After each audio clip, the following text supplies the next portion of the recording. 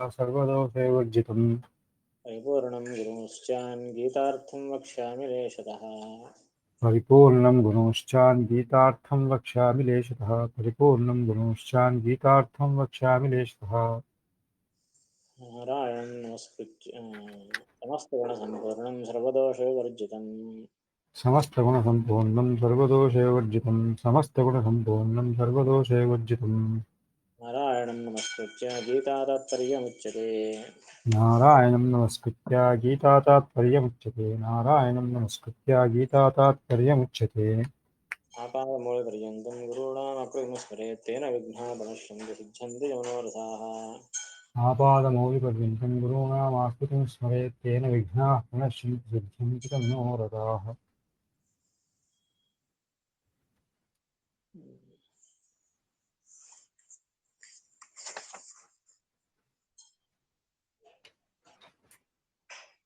భగవంతునికి నిర్వాణమని ఎందుకన్నారు, బ్రహ్మ అని ఎందుకన్నారు అనే విషయాలను కనుక చెప్పి భగవంతునికి సంపూర్ణమైన ఆనంద జ్ఞానాది పూర్ణమైన దేహం ఉన్నది అనే దానికి కొన్ని ప్రమాణాలు ఇచ్చారు.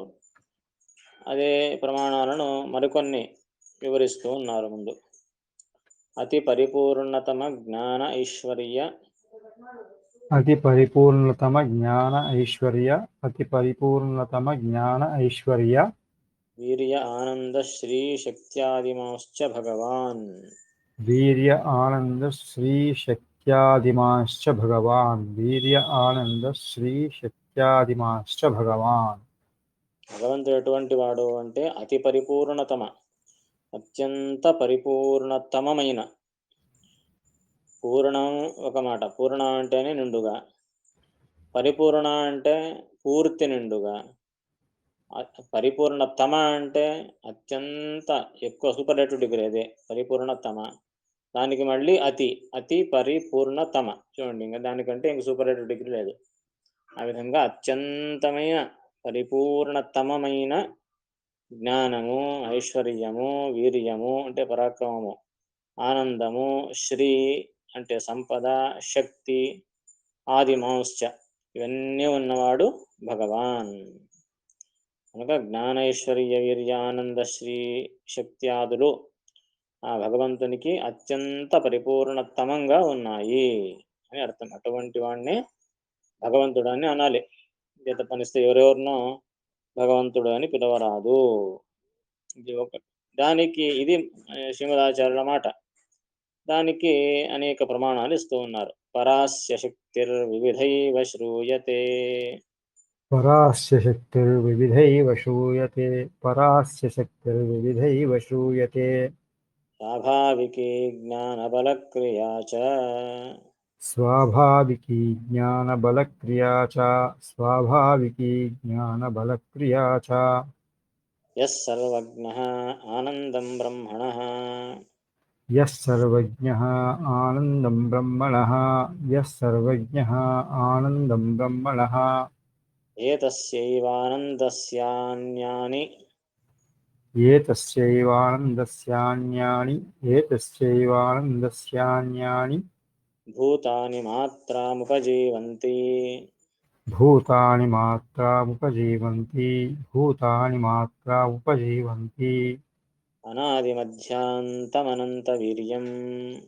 अनादिमध्यान्तमनन्तवीर्यम् अनादिमध्यान्तमनन्तवीर्यम् సహస్రలక్షామితకాంతికాంతం सहस्रलक्षामितकान्तिकान्तम् सहस्रलक्षामितकान्तिकान्तम् మయ్యనంతగుణేనంతే గుణతోనంతవిగ్రహే मयि अनन्तगुणेनन्ते गुणतोऽनन्तविग्रहे मयि अनन्तगुणेनन्ते गुणतोऽनन्तविग्रहे విజ్ఞానశక్తిరహమాసమనంతశక్తేః विज्ञानशक्तिरहमासमनन्तशक्तेः विज्ञानशक्तिरहमासमनन्तशक्तेः तुर्यं तत्सर्वदृक् सदा तुर्यन्तु सर्वदृक्सदा तुर्यन्तु सर्वदृक्सदा तुर्यं तत् सर्वदृक् सदा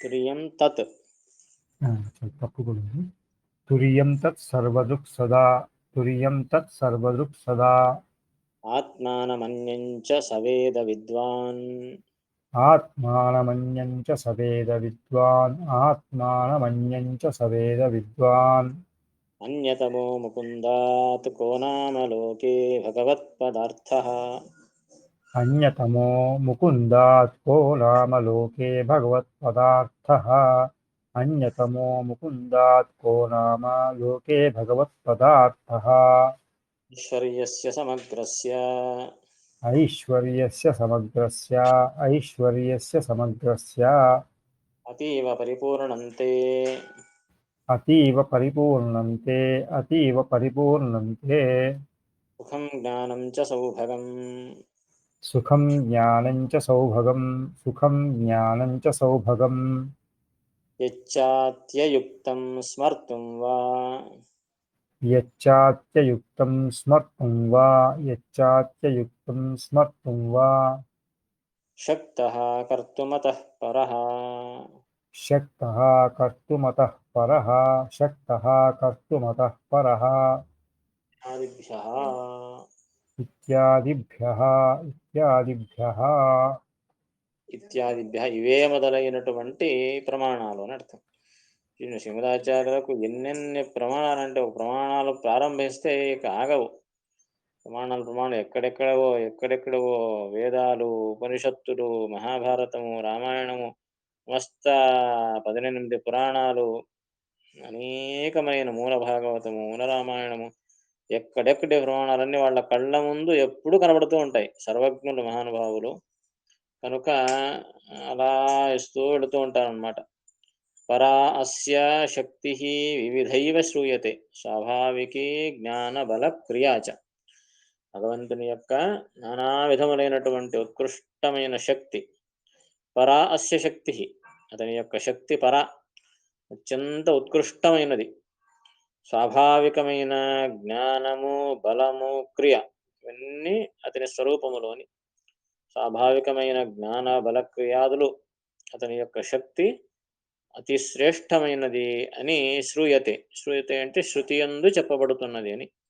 వేదములలో ప్రసిద్ధములు ఇవన్నీ. అతని యొక్క స్వాభావికమైన జ్ఞాన బల క్రియలు, ఉత్కృష్టమైన శక్తి, ఇవన్నీ వేద ప్రసిద్ధములైనవి. ఇది ఒక ప్రమాణం. ఎస్ సర్వజ్ఞ అనేది ఒక ప్రమాణం. ఏ హరి అయితే, ఏ శ్రీహరి అయితే సర్వజ్ఞుడై ఉన్నాడో అని చెప్పే ప్రమాణం. మరి ఒకటి ఆనందం బ్రహ్మణ, ఆ బ్రహ్మ యొక్క ఆనందం పరిపూర్ణ. బ్రహ్మ అనే శబ్దమే పూర్ణమైన వాడు అనే అర్థాన్ని చెబుతుంది. బృహి వృద్ధవు అని, బ్రహ్మ అంటేనే పూర్ణుడు అని అర్థం. అతని యొక్క ఆనందం పరిపూర్ణమైనది అని అర్థం. ఏతస్యైవ ఆనందస్య అన్యాని భూతాని మాత్రాం ఉపజీవంతి. ఏతస్యైవ ఆనందస్య అంటే ఈ భగవంతుని యొక్క ఆనందము ఉన్నది కదా, ఆ ఆనందములో మాత్రం ఏదో ఒక మాత్ర, ఒక అంశాన్ని మాత్రమే, అన్యాని భూతాన్ని ఉపజీవంతి, వేరే భూతములు అంటే ప్రాణులు అని అర్థం. భగవంతుని యొక్క ఆనందములో ఉండే ఒక లేశము, అత్యంత అల్పమునే ఇతర ప్రాణులు, బ్రహ్మాది దేవులందరూ కూడా, బ్రహ్మాది జీవులందరూ కూడా ఆ భగవంతుని యొక్క లేశమాత్రాన్ని వారు అనుభవిస్తారనమాట. వారు ఉపజీవంతి. అంటే దాన్ని ఉపజీవించుకొని అతడిచ్చినటువంటి సుఖ లేశమును వీళ్ళు అనుభవించాలి. అంటే అతని అధీనమే అన్ని అని అర్థం. అతని యొక్క ఆనందములో లేశాన్ని అనుభవిస్తారు అంటే భగవంతుని ఆనందాన్ని వీళ్ళు అనుభవిస్తారని అర్థం కాదు. మనం చెప్తాం కదా, ఓ అతని దగ్గర ఎంత డబ్బు ఉందంటే అతని దగ్గర ఉండే డబ్బులో ఎంత 100th కూడా మన దగ్గర లేదు అంటే ఏమర్థం? అతనిలో ఉండే డబ్బు అని అర్థం కాదు. దానికి సమానమైన డబ్బు వేరే దగ్గర లేదు అని అర్థం. అలా భగవంతుని ఆనందంలో ఒక భాగాన్ని వేరే వాళ్ళు అనుభవిస్తారంటే అర్థం ఏమిటి? అతని యొక్క ఆనందానికి సదృశమైన ఆనందంలో అనంత భాగాన్ని, 1/∞ అని చెప్పొచ్చు. అంత ఆనందాన్ని ఇతర బ్రహ్మాది దేవతలందరూ కూడా అనుభవిస్తారు. అంటే వీరి ఆనందమంతా భగవద్ అధీనము అని అర్థంలో. తర్వాత అనాది మధ్యాంతమనంత వీర్యం, ఇదొక ప్రమాణం. ఆ భగవంతుని యొక్క ఆ వీర్యం అంటే పరాక్రమము ఎటువంటిది? అనాది మధ్యాంతం అనంతం. అంటే ఆది మధ్య అంతములు లేవు ఆ పరాక్రమానికి. అనంతమైనటువంటి పరాక్రమము. అనాది మధ్యాంతం అనంత వీర్యం. ఇది ఒక ప్రమాణం. మరొకటి సహస్ర లక్షామిత కాంతి కాంతం. అతని యొక్క కాంతి ఎటువంటిది అంటే సహస్ర లక్ష అమిత. సహస్రం అంటే 1000, లక్ష అమితము. సహస్ర లక్ష అమిత కాంతి కాంతం. అంత కాంతి గలవాడు అని అర్థం. దేవుడు ఏదో ఒకటి చెప్పాలి కదా, సహస్రము కానీ లక్ష కానీ అనంతము కానీ ఏదో ఒకటి చెప్పాలి. అన్నీ చెప్తే ఏమర్థము? ఎంత చెప్తారు? ఇది అధికారుల యొక్క యోగ్యతానుగుణంగా అలా కనిపిస్తుంది అని. ఇప్పుడు దీన్ని 2-3 చోట్ల వస్తుంది, భాగవతంలో వస్తుంది, తాత్పర్యంలో కూడా వర్ణిస్తారు.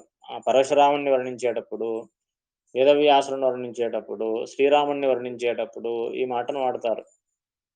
సహస్ర లక్షామిత భానుదీధితిం అనే పదాన్ని వాడతారు 2-3 చోట్ల. అంటే ఆ పరశురాముడు, ఆ వేదవ్యాసుల వారు, శ్రీరామచంద్రుడు ఎలా కనిపిస్తున్నారు అంటే చూసేవారికి సహస్ర లక్ష అమిత భాను దీధితిమ్మట. అంటే 1000 సూర్యుల ప్రకాశము వలె, లక్ష సూర్యుల ప్రకాశము వలె, అనంత సూర్యుల ప్రకాశం వలె కనిపిస్తున్నాడు అని వర్ణించారు. ఇదేమిటి ఒకటి చెప్పాలి కానీ 1000 సూర్యులు, లక్ష సూర్యులు, అమిత సూర్యులు ఒకటేసారి అన్నీ ఎలా కనిపిస్తారు అంటే అందుకు చెప్తా అధికారానుసారం కానీ. అంటే కొంతమందికి 1000 సూర్యుల ప్రకాశం కనిపిస్తుందట, ఇంకా ఉత్తములకు లక్ష సూర్యుల ప్రకాశం, ఇంకా ఉత్తములకు అనంత సూర్యుల ప్రకాశం వలె భగవంతుడు కనిపిస్తాడట. మనకు ఒక సూర్యుడిని చూడడానికే మనకు చేత కాదు, మనకు కేవలం ఒక సూర్యుని వల్ల కనిపిస్తాడు అంతే. ఆ ఒక సూర్యుడిని కూడా సరిగ్గా చూడలేం మనం. మనకంటే ఉత్తములు చూసే శక్తి గలవారు 1000 సూర్యుల ప్రకాశాన్ని చూడగలరు. అలా భగవంతుడు అనంత కాంతి కాంతుడే, కానీ చూసేవారికి శక్తి కావాలి కదా. అందుకే సహస్ర లక్ష అమిత కాంతి కాంతం. ఆ విధంగా యోగ్యతానుగుణంగా అంత కాంతిని భక్తులకు చూపిస్తాడు అనే అర్థంలో ఒక ప్రమాణం. తర్వాత మయి అనంత గుణేనంతే గుణతోనంత విగ్రహే అని భాగవతం చెబుతుంది. అంటున్నా మయి అనంత గుణే అనంతే గుణత అనంత విగ్రహే. నా విగ్రహము, నా శరీరము, నా దేహం ఎటువంటిది? గుణత అనంత విగ్రహే. అనంత గుణములే నా విగ్రహము, అనంత గుణములే నా స్వరూపము. ఆ గుణములు ఎటువంటిది? మయి అంటే నాయందు. ఎటువంటి నాయందు అంటే అనంత గుణే అనంతే. అనంత గుణములు కలిగిన అనంతుడను నేను. అనంత గుణములతో అనంతుణ్ణి. ఇదేమిది అనంత గుణములతో అనంతుడు అంటే అర్థం ఏమిటి? గుణములు అనంతములు, అందులో ఒక్కొక్క గుణము కూడా అనంతం అని అర్థం. గుణములు లెక్క వేసుకుంటూ 1 2 3 4 అలా లెక్క వేస్తే అనంత గుణములు ఉన్నాయి. ఒక్కొక్క గుణం ఎన్నున్నాయి అంటే క్వాలిటేటివ్లీ క్వాంటిటేటివ్లీ ఎలాగున్నాయంటే రెండు అనంతములే. అనంత గుణములు ఉండొచ్చు, అన్ని కొన్ని కొన్ని కొన్ని కొన్ని ఉంటాయి. విస్తరాకు వేశారు, ఆకులు వడ్డించారు, అన్ని పదార్థాలు వడ్డించారు, కొన్ని కొన్ని కొన్ని వడ్డించారు, ఆకు నిండిపోయింది. పదార్థాలు చాలా ఉన్నాయి, కానీ ఎన్నెన్ని వడ్డించారు? కొంచెం కొంచెం వడ్డించారు అంతే. అలా కాదు భగవంతుని దగ్గర ఉండేది. గుణములు అనంతములు, ఒక్కొక్క గుణము కూడా అనంతము. So infinity, not only infinity, infinity to the power of infinity. అలా ఇన్ఫినిటీ, ఆ ఇన్ఫినిటీలో ఎన్ని ఉన్నాయంటే ఇన్ఫినిటీలు ఉన్నాయన్నమాట.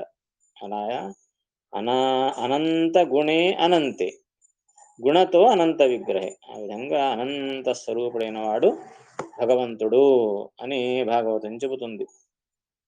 విజ్ఞాన శక్తి అహం ఆసం అనంత శక్తే.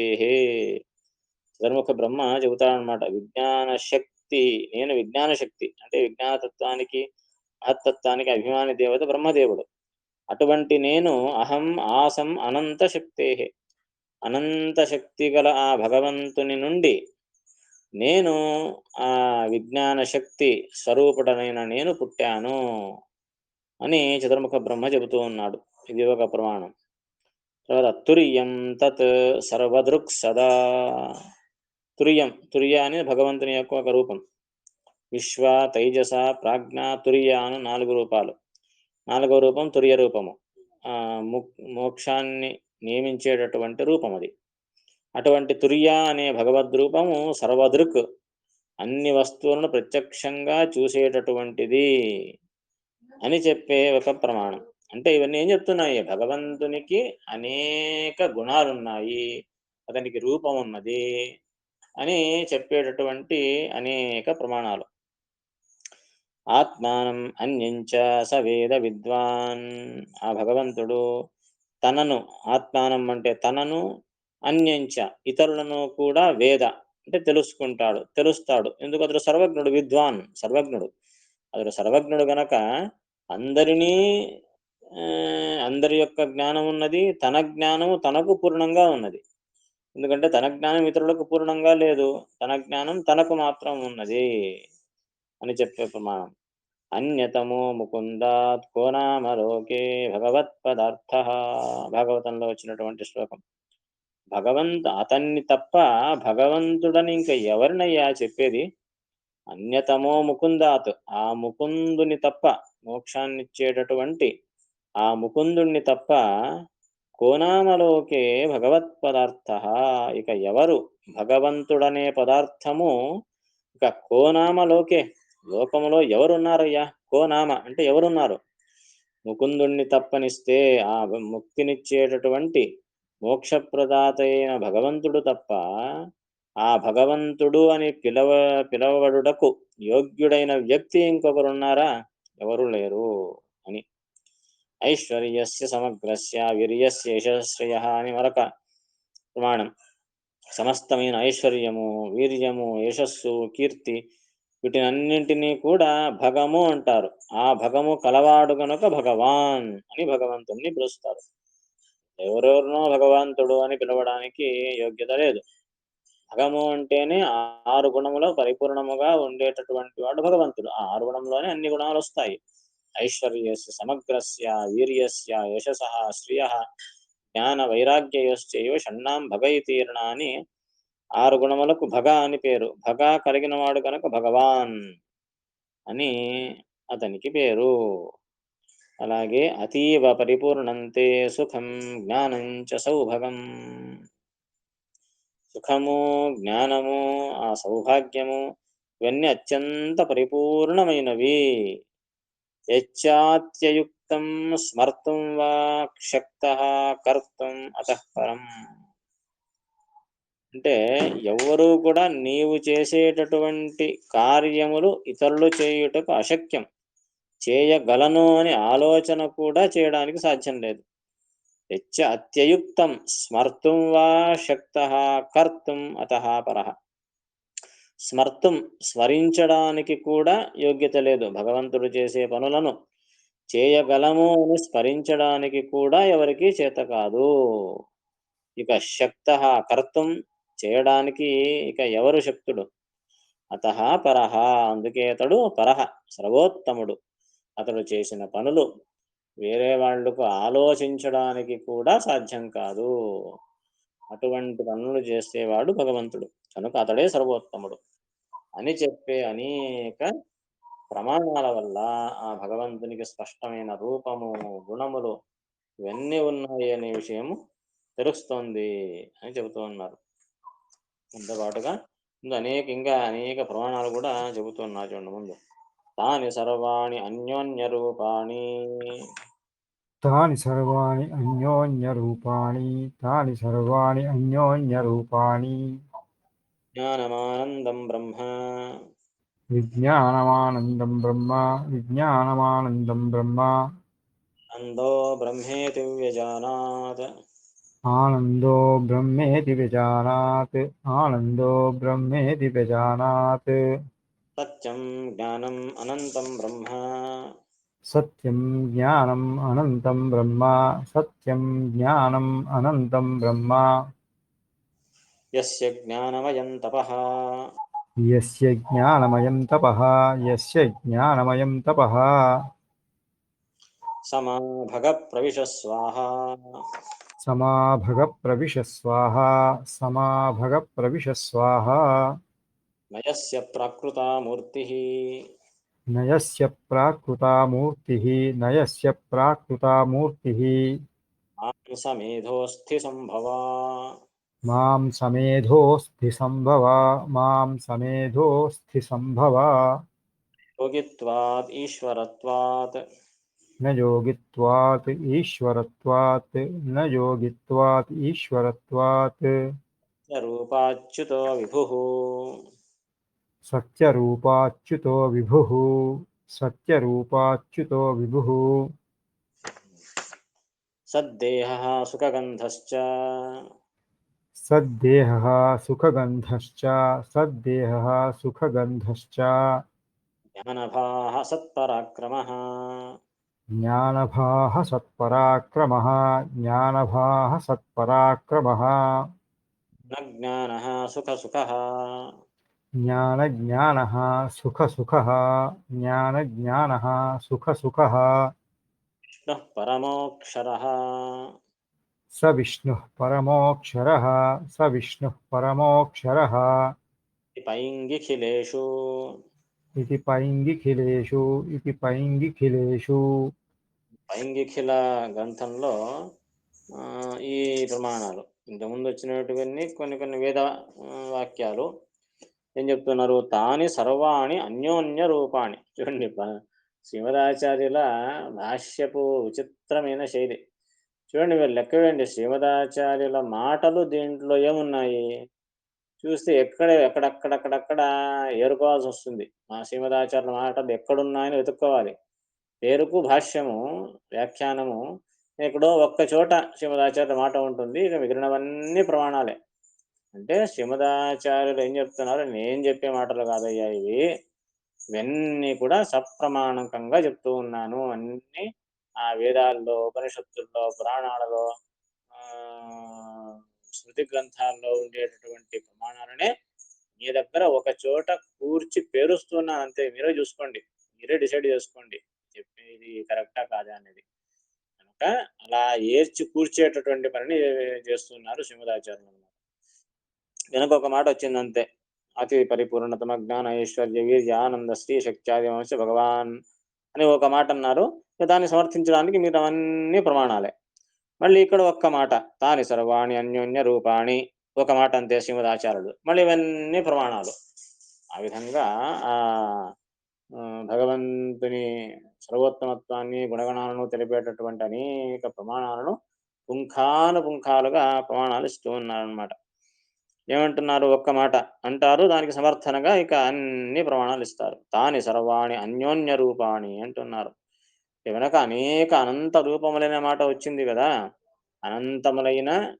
రూపములున్నాయి అనంత గుణములున్నాయి ఒక్కొక్క గుణము అనంతము ఆ ఎన్ని రూపాలున్నాయో అవన్నీ కూడా అన్యోన్య రూపాణి ఇంకా అతి విచిత్రం భగవంతుని యొక్క ఆ రూపము అదే మన ఊహకు అందనటువంటిది అనమాట అతి విచిత్రమైన ఘటిత ఘటన సామర్థ్యం కలిగిన భగవంతుడు ఆ రూపాల్లో అది ఎలాగుంటుంది అంటే అన్యోన్య రూపాణి అంటే విచిత్రం ఏమంటే సాధారణంగా మనం ఏమనుకుంటాము ఇప్పుడు అనంత రూపాలు అంటే మన ఊహ ఎంతవరకు వెళుతుంది రూపాలు 1 2 3 4 అలా లెక్క వేసుకుంటూ పోతే 1000 లక్ష 10 లక్షలు కోటి 10 కోట్లు అనంతము ఇలా వెళుతూ ఉంటాయి సరే అది ఒక రకమైనటువంటి అనంతం ఇప్పుడు రాముడు కృష్ణుడు మత్స్య కూర్మ వరాహ వామన నరసింహ వామన రామ కృష్ణ బుద్ధ కల్కి 10 రూపాలు అలా 12 రూపాలు కేశవ నారాయణ మాధవ గోవింద విష్ణు మధుసూదన ఇన్ని 24 రూపాలు విష్ణు షట్కార అన్ని 1000 రూపాలు ఈ విధంగా భగవంతుని రూపాలు అనంతమైన రూపాలు ఈ రూపాలలో ఒక్కొక్కటి మళ్ళీ అనంతమైన రూపాలను తీసుకుంటాయన్నమాట అంటే మీరు ఊహించండి అంటే ఇప్పుడు రాముడు ఉన్నాడు ఆ రాముడు ఏమవుతుంది అంటే రాముడు రామకృష్ణుడు రామ వేదవ్యాసుడు రామ మత్స్య రామకూర్మ అలా అవి రూపాలు మళ్ళీ మత్స్య తీసుకుంటే మత్స్య రూపము మత్స్య కూర్మ రూపము మత్స్య నరసింహ రూపము ఇలా ఆ విధంగా ఒక్కొక్క రూపము అనంతమైన రూపాన్ని తీసుకుంటాయి ఆ విధంగా అనంతమైన రూపాలు అనంత రూపంలో ఉంటాయన్నమాట అన్యోన్య రూపాణి పరస్పర రూపములు అన్యోన్య రూపములు ఉపనిషత్తుల్లో ఈ మాట వర్ణిస్తారు. అనిరుద్ధ, ప్రద్యుమ్న, సంకర్షణ, వాసుదేవ, నారాయణ భగవంతుని 5 రూపాలు. ఆ 5 రూపాలు మళ్ళీ ఒక్కొక్కటి 5 రూపాయలు తీసుకుంటాయి. అంటే అనిరుద్ధ రూపం తీసుకుంటే ఆ అనిరుద్ధ రూపము 5 రూపాయలు తీసుకుంటుంది. అనిరుద్ధ అనిరుద్ధ, అనిరుద్ధ ప్రద్యుమ్న, అనిరుద్ధ సంకర్షణ, అనిరుద్ధ వాసుదేవ, అనిరుద్ధ నారాయణ. అలా మళ్ళీ వాసుదేవ రూపం తీసుకుంటే ఆ వాసుదేవ రూపం 5 రూపాయలు తీసుకుంటాయి. వాసుదేవ అనిరుద్ధ, వాసుదేవ ప్రద్యుమ్న, వాసుదేవ సంకర్షణ, వాసుదేవ నారాయణ, వాసుదేవ వాసుదేవ. ఈ విధంగా రూపాలు పరస్పరమైనటువంటి రూపాలు అనంతమైన రూపాలుగా మారిపోతాయి. తాని సర్వాణి అన్యోన్య రూపాణి. దాన్నే ముందు ప్రమాణాలు చెబుతాయి. విజ్ఞానం ఆనందం బ్రహ్మ. భగవంతుని యొక్క ఆ స్వరూపం ఎటువంటిది? విజ్ఞాన స్వరూపము, ఆనంద స్వరూపము. బ్రహ్మ అంటే పరిపూర్ణమైనటువంటి రూపం. ఆ బ్రహ్మ జ్ఞానానంద స్వరూపుడు. ఆనందో బ్రహ్మేతి వ్యజానాత్. ఆనందమే బ్రహ్మ, ఆనందరూపుడే బ్రహ్మ అని తెలుసుకోవాలి. సత్యం జ్ఞానం అనంతం బ్రహ్మ, ఇది ఒక ప్రమాణం. ఉపనిషత్తు చెప్పేటువంటి ప్రమాణం. భగవంతుడు సత్యం, జ్ఞానం, అనంతం.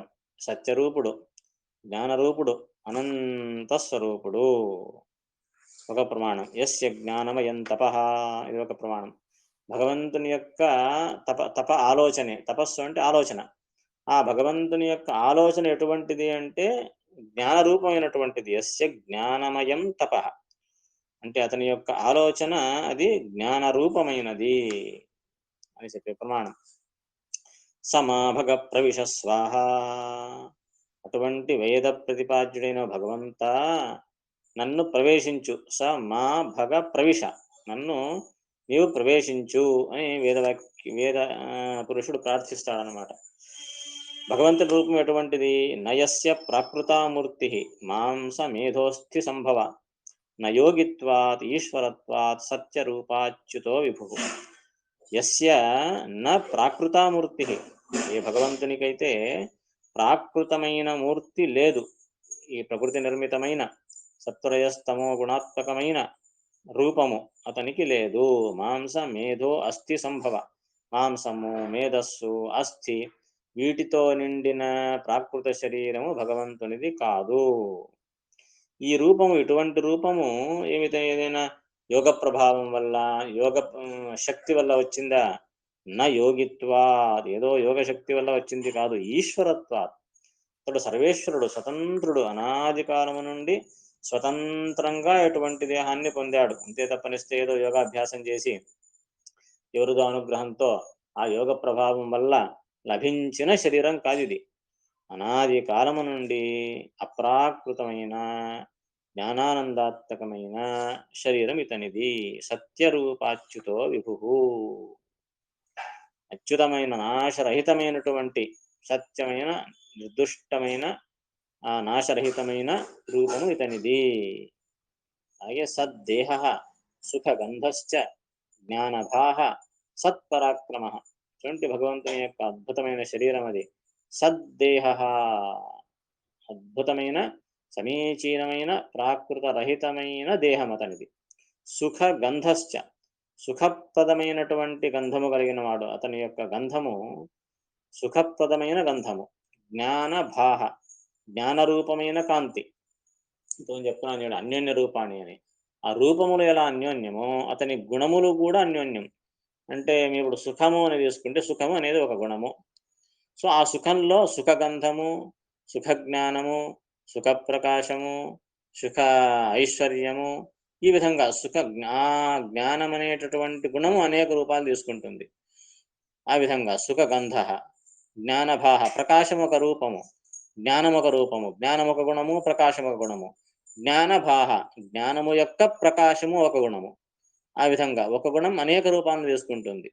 సత్పరాక్రమ, అద్భుతమైనటువంటి నిర్దుష్టమైన ఎదురులేని పరాక్రమం. జ్ఞాన సుఖ సుఖ, జ్ఞానము అనేక రూపాలను తీసుకుంటుంది. జ్ఞానము, జ్ఞాన సుఖము, జ్ఞాన ఐశ్వర్యము, ఆ విధంగా. అలాగే సుఖము, ఈ విధంగా సుఖములు అనేక రూపాలను తీసుకుంటుంది. సవిష్ణు పరమో అక్షర. అటువంటి ఆ విష్ణువు పరమ అక్షర, సర్వోత్తమైన వాడు. అక్షర నాశరహితుడు. అని పైంగిక్షర గ్రంథం చెబుతుంది.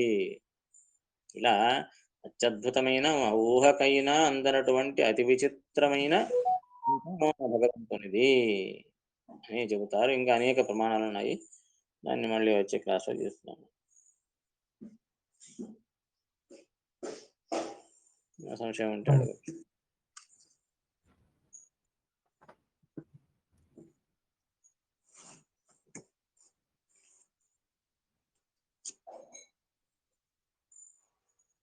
సమాభగ ప్రవిశస్వాహ నాయందు ప్రవేశించును అది ఎలాగా? సహ మా మా అంటే నన్ను అని అర్థం.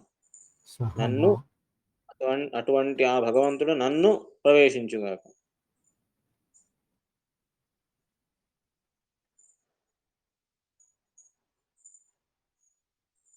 ఓకే.